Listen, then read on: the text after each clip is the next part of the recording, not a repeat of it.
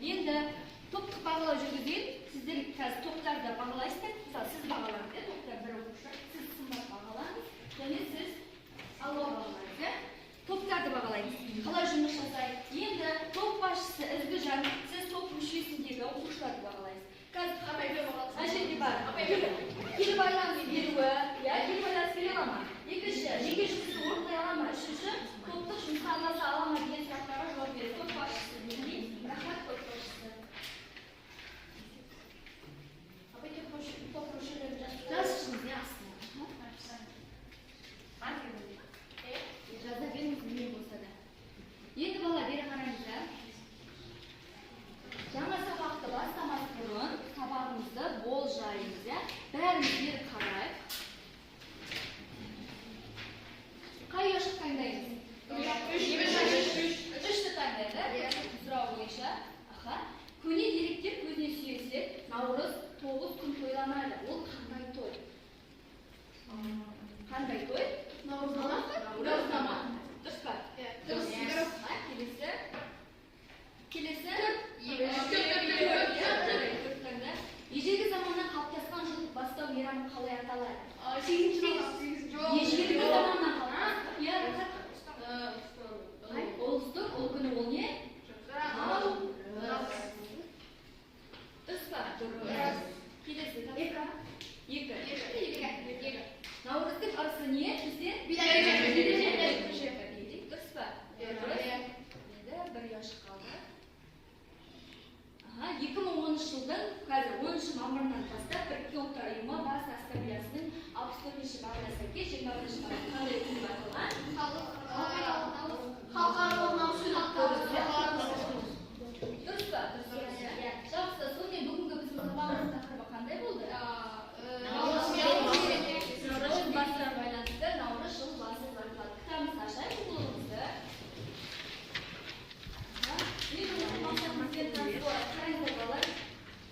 Қазір біз осы мақсатқа жетуіміз керек. Барлығымыз қарайық. Бірінші, ұсынылған тақырып бойынша деректер жинақтай отырып, мәтін түрінде ажыратып, синонимді қатарларын түрлендіріп қолданамыз. Жақсы. Енді осы неге байланысты? Наурызда біз жыл басы деп алдық, соған байланысты сұрақтар құрастырып деген қандай? Енді бәріміз назар тақтай отырайықшы. Бірінші, наурыз мерекесін басқа халықтар қалай атап өткен деген сұраққа сізде Ізгіжан болады. Наурыз мерекесін басқа халықтар қалай атап өткен? Өзіңіздің ойыңызды айтыңыз. Бұрын естіп жүргеніңіз болсын. Немесе Қазақстан қалай атап өткен? Жарайды. Біз топтарды дейсіз бе? Қазақстанда біз жаңа жылды 22 наурыз күніне байлаймыз. Үйінде біз үйде қонақтар шақырып, наурыз көжемізді жасаймыз. Жақсы, отыра рахмет. Екінші, дастархан мәзірі қандай болады? Бізде жауап беріп Бақнұр. Дастархан мәзірі оқымай ма? Наурыз мерекесінде дастархан мәзірінде ұлттық тағамдар болады. Бауырсақ, тұрыс. Ең бірінші көже, бауырсақ, қор, яғни жағдай неден жасалған, сүттен жасалған жақсы отыра ғой. Мейрамдағы адамдардың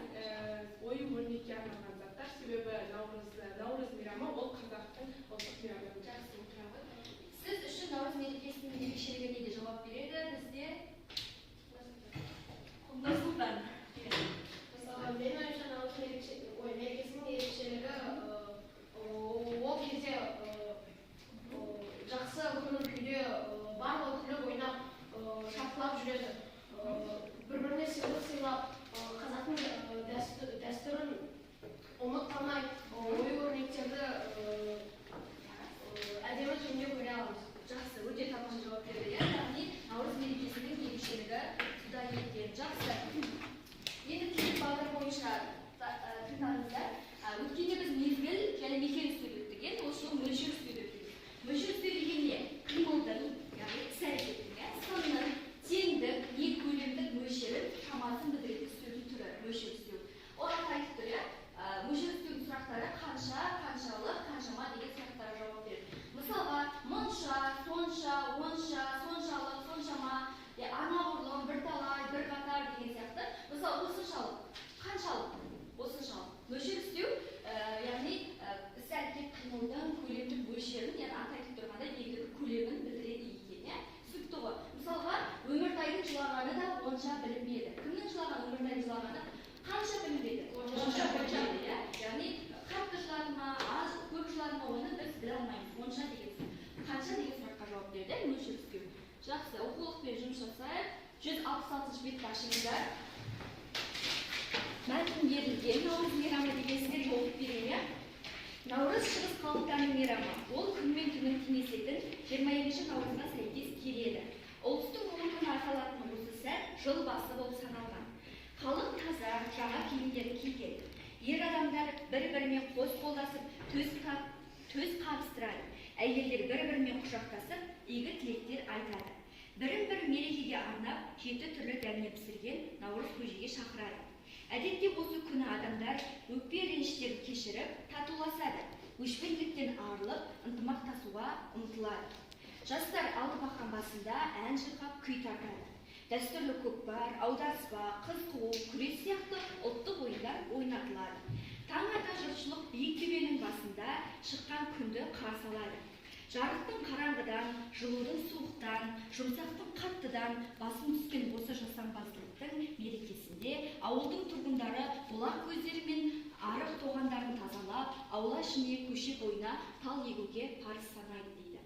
Наурыз мерекесі күні кәрі жас, ер әйел, бала шаға үй-үйді қыдырып жүріп, наурыз көже ішіп, бір-бірімен кездескенде жасыңыз құтты болсын, өмір жасыңыз ұзақ болсын, ұрпақтар өмірлі болсын, олыс береке берсін, нәле-жала жерге келсін деген игі тілектер айтады.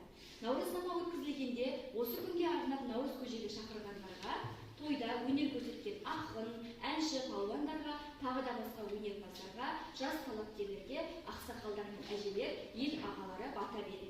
Мысалы, өркенің өссін, әр күнің наурыз күнге берекелі болсын, ұлың ойға, қызың қырға қонсын, еліңе елеулі, халқыңа қалаулы бол деген сияқты жұртшылыққа, көпшілікке, бүкіл қауымға берілген бата береді, ізгіліктерін білдіреді. Жақсы, енді бірінші екі абзацты оқылды. Бірінші абзац бойынша бірінші топ, біздің түймедақ тобы, ізгі жанды тобы, мынаны қараңыздар, қазір осы бойынша толтырасыздар, яғни жаңа бірінші абзацты мәтіндегі сол бойынша жұмыс жасаңыздар. Берілген тақырып бойынша маған бұрыннан белгілі, яғни бұрыннан білесіздер, мен білемін. Екінші мәтінде қандай жаңалықтар білдіңіздер басқа, және түйінді ой айтасыздар. Екінші топ бізде Нұрсұлтанның тобы, бізде Қызғалдақ тобы, сәйкестендіру кестесі, кәдімгідей оқулықта бар, екінші абзац бойынша жұмыс жасайсыздар сіздер. Мына екінші абзацта берілген тауып сәйкестендіру және өз ойларыңызды айтасыздар. Қазір қосамын, үш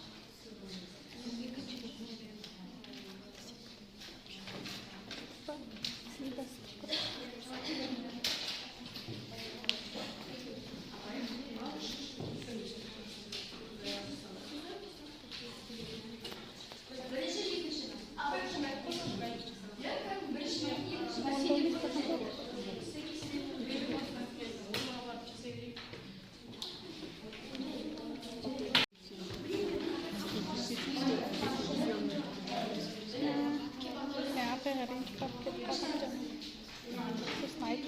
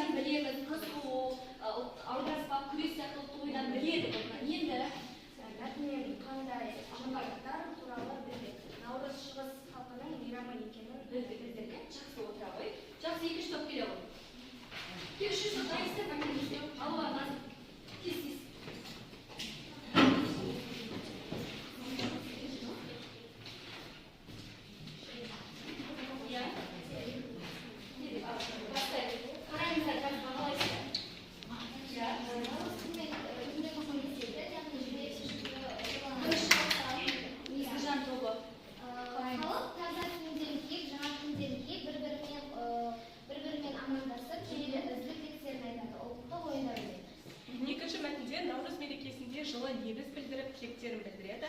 Адамдар әр үйге кіріп, наурыз көже ішеді. Ұқсастықтары ол енді екі мәтінде наурыз мейрамын туралы айтады. Екі мәтіннің ұқсастығы қандай?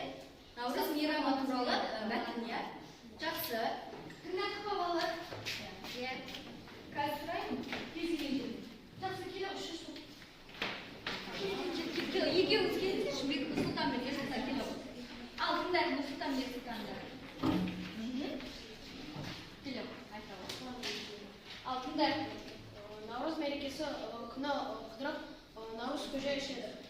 Кәрі жас ер әйел бала шаға. Сонда наурыз мерекесі күні кәрі жас ер әйел бала шаға қыдырып, наурыз көже ішеді деген Пустер, наоборот. ұлыс береке берсін, үлкен өссін. Әр күнін наурыз күнде берекелі болсын. Ұлын ойға, қызын қырға қонсын. Яғни мәтінде бата бар, иә, осы әділетте. Келесі? Мерекеде барлық өнер иелері өнерлерін ортаға салады. Қандай өнер иелері екен? Ақын, әнші, балуандар, жас талапкерлер. Тамаша. Ақсақалдар бата тілектерін жеткізеді. Қандай? Жұртшылыққа, көпшілікке, бүкіл қауымға алынған. Жақсы, тамаша, отырамын. Енді топтық бағалау жүргізейік. Мына жерде таратып беремін сіздерге.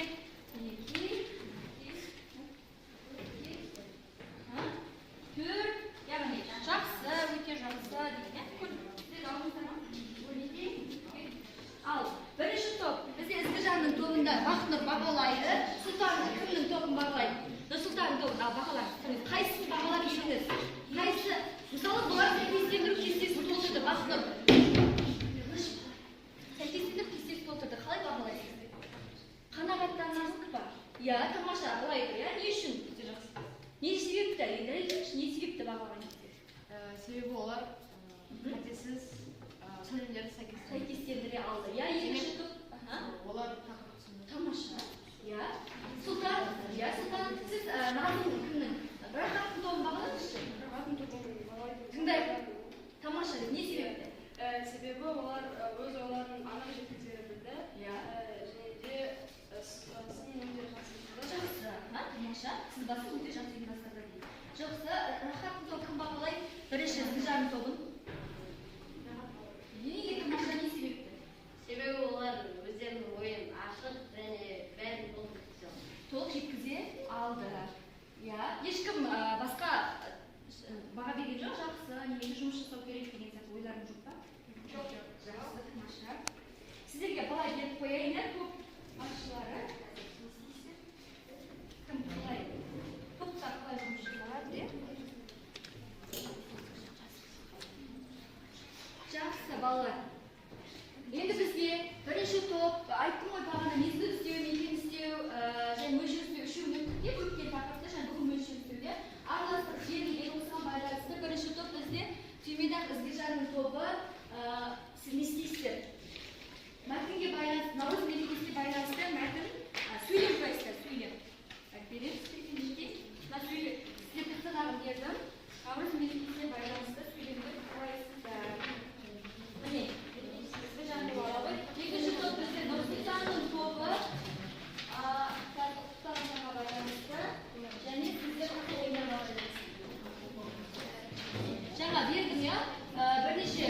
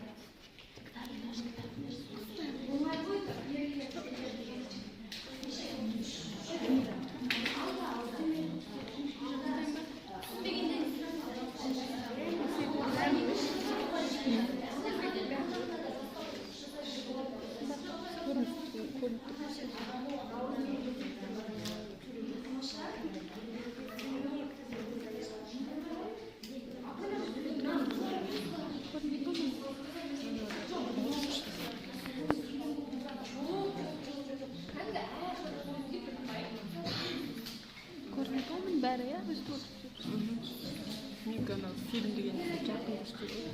Иә. Видеоны түсірген алыстан көрген. Качество.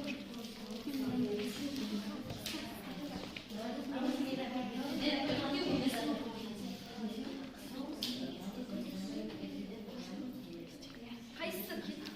Апай борыштан. Қазір аудиода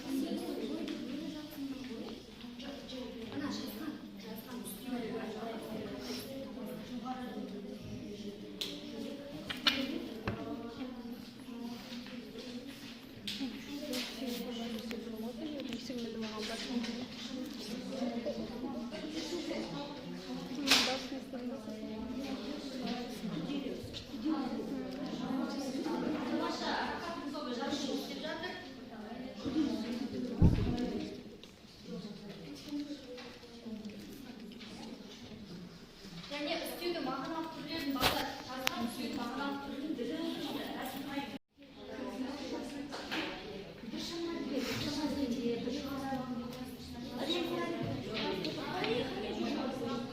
екеуі бірдей ма? Жарайды. Бірақ екеуін ажыратыңыздар енді, ма? Бірен саран біршама дегенді қарастырыңыздар. Алша деген соғылмын деген ажыратыңыз. Бірен саран деген аз деген мағынада, бірен саран мағынада келді.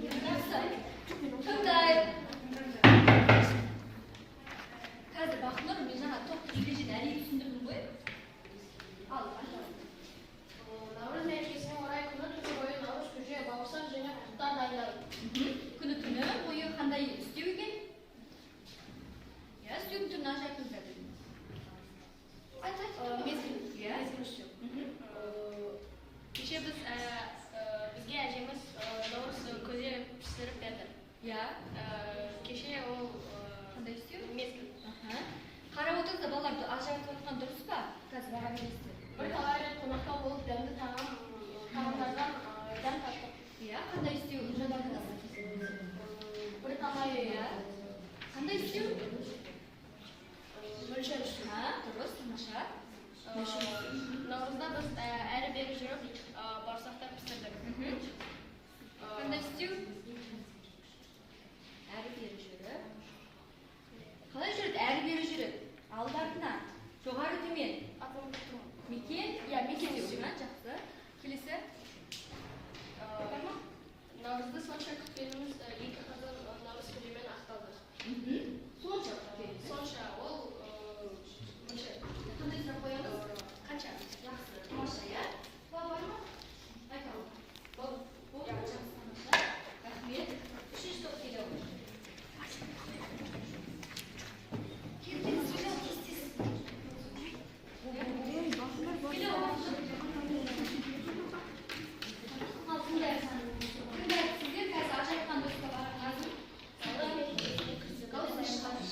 Наурыз мерекесіне күзгі күні дайындаламыз. Күзгі күні мезгіл үстемі. Наурыз мерекесінде күндіз рең-саран адамдар келеді. Мезгіл үстемі күндіз рең-саран Наурыз мейрамына қыстай дайындаламыз. Қыстай дегеніміз мезгіл үстемі. Наурыз мейрамында біршама кісілер келеді. Біршама дегеніміз мөлшер. қандай сұрақ қоямыз мөлшерсіз сұрақтарды айтып қойыңыз қандай сұрақ қоямыз Қанша? қанша мөлшер сұрақ қойыңыз жақсы рахмет балалар жақсы енді былай жасайық міне мына жерде берілген мезгіл істеу мекен істеу мөлшер жаңа иә әрі бері қандай істеу екен қайта өтеді біз иә әрі бері қандай істеу екен мекен істеу иә жоғары төмен алды артта мезгіл істеу мына концерті ертеде күндіз күні ал мөлшер істеу олжа соғұрлым бір қатар бір талай азғантай біршама нелері деген түрлері бар иә жақсы енді балалар былай жасайық сейчас сіздерге стихтер таратып бердім иә сол жерде былай жасаймыз белсенді қатыстым иә әркім өзі белсенді қатыстым қызықты болды түсінікті болды тақырыпты түсіндім ал мына жерде беріп қойған сіздерге стикет әкеліп жабыстырасыздар белсенді қатыстым мен қызықты болды не қызықты болды түсінікті болды не түсінікті болды және тақырыпты түсіндім яғни стикет жоқ па не ғой белсенді қатыстыңыз ба иә қызықты болды не қызықты болды түсінікті болды не түсінікті болды жазыңыздар стикеттерге және тақырыпты түсіндім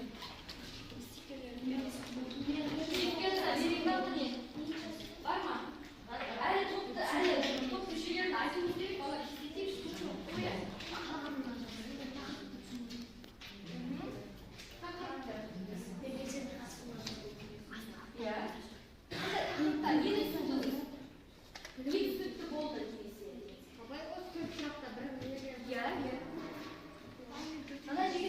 төртеуінде жазсаңыздар вот жабыстыра беріңіз көп қой стикер төртеуінде де жазыңыздар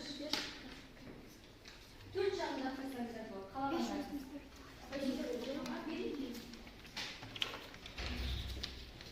жетпей жатса айтыңыздар оңай ғой мынаны түсіндім мынаны міне стикер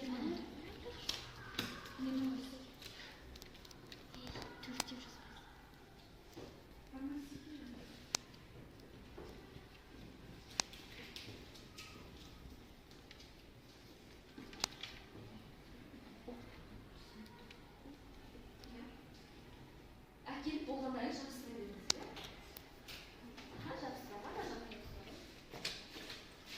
айта ғой ержан қызықты болды не қызықты болды сізге Біз топтық жұмысты бірге істегенде көңілді түсінікті етіп жұмысты аяқтадық. тамаша сұлтан тезірек жатыр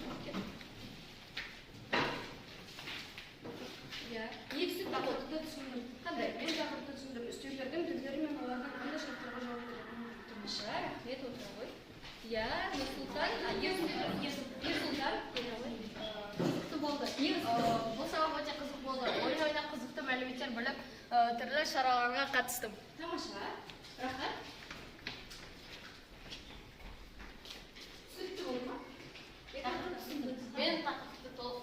Және біз осы сабақтар мүше істеуді білдік. Тамаша. Ялва, келеуі. Қайсыған жапсыз? Тақырып түсіндім, аға? Мен бүгін тақырыпты түсіндім және қызықты болды. Себебі мен жылдың мөлшер істеуімен наурыз мейрамы туралы білдім. Тамаша, отырауы, иә. Айтауы. Мен бүгін сабақта түсіндім. Мөлшер істеудің қандай сұрақтарға жауап беретінін. Тамаша, сіздің қандай сұрақтар жауап беретінін білдіңіздер. Я вақыт келеді. Мына жаққа жапсыздар болып қалған. Я жапсыздар қай жерге? Қызықты болды. Не қызықты болды? Мына жаққа. Маған басқа топтың тапсырманы қаншалықты жақсы орындағаны қызық болды. Тамаша, басқа топтың тапсырманы қаншалықты орындады топ. Яғни қажап сұрайды. Келіп азамат келіп. Не болды сіз үшін? Маған топпен жұмыс қызықты болды. Топпен жұмыс жасағанымызбен біз бірігіп жасап Я бірлестік одан, иә? Азамат. маған бәрі түсінікті болды. Себебі бәрі көңілді және де мөлшер істеудің Тамаша, я Үнжім. қызықты болды. Бүгінгі сабақта мен қызықты жұмыстарға қатыстым. Сол үшін Тамаша, рахмет, иә? Мен сабаққа белсенді қатыстым. Менің ойымша мен өз тобыма пайда әкеліп басшының рөлін жақсы атқардым деген ойдамын. Тамаша. Басшының рөлін жақсартқан